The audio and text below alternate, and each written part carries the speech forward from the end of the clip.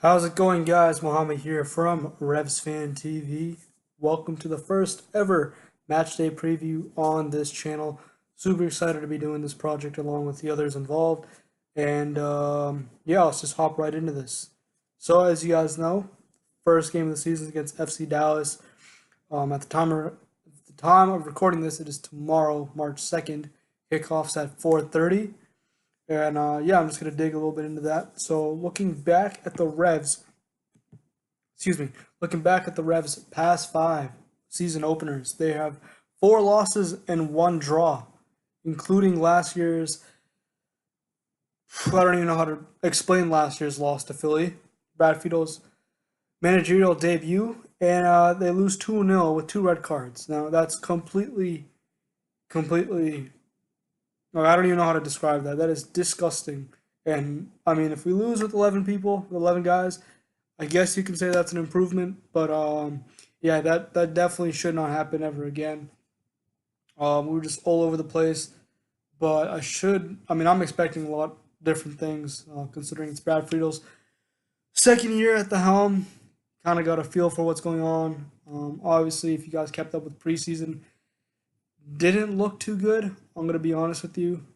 Obviously, that major 6-2 loss to Orlando, that was pretty embarrassing. Some pretty bad losses in there. Still can't beat Louisville City. So, all that optimism's already thrown out the door, in my opinion. Um, Anyways, moving forward for tomorrow, projected lineup, I'm gonna go with a 4-2-3-1. Obviously, there's been a lot of talk of who's going to be the starting goalkeeper. As of right now, I'm going to say it's going to be Cody Cropper. I feel like Matt Turner didn't have the best preseason. I'm going to be honest, made a lot of stupid mistakes. And Brad Knighton, I don't know, I never really trusted him that well. I'm going to have to go with Cody Cropper on that one. Left back, got to be Edgar Castillo. Two center backs, Michael Mancian and Tony De La Mea. Right back, Brandon Bai, due to the injury of Andrew Farrell. Apparently, he hurt his eye. So yeah, he's not even gonna make the trip down.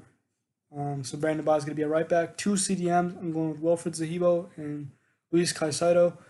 At left mid, I'm gonna go with Christian Pena. Right mid, Diego Fagundes, and in the middle, floating all around, interlinking between the different players, going to be Carlos Gil. And up top, I really hope they start Juan Agudelo. Not a big fan of Teal Bunbury. I feel like he's just better. I feel like Bunbury's just better off the bench. Last 20 minutes, you need a little bit of energy. It's a perfect situation to put him in. In terms of substitutions, if we're winning late in the game, probably a good idea to bring in some defensive reinforcements with the likes of Scotty Caldwell, Julian Anibaba, and Isaac Anking. If we're down and we need to spark, first off the bench, it has to be Justin Arnix. He has an amazing preseason.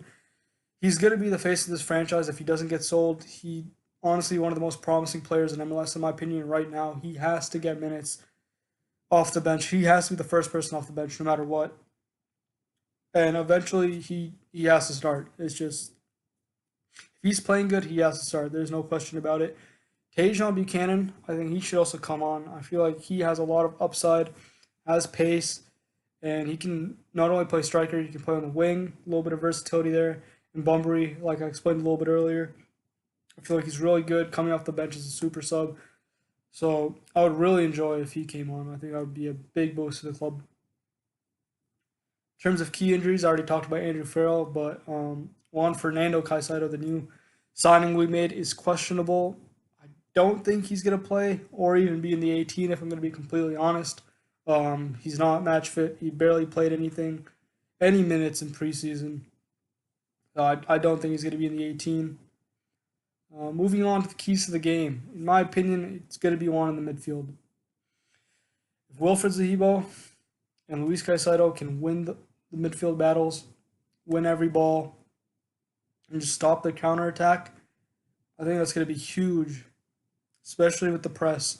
It's going to be huge. Playing off the turnovers, making sure they don't get anything in the attack, just making sure they play really slow. Dictating the tempo of the game is going to be huge for us. Also,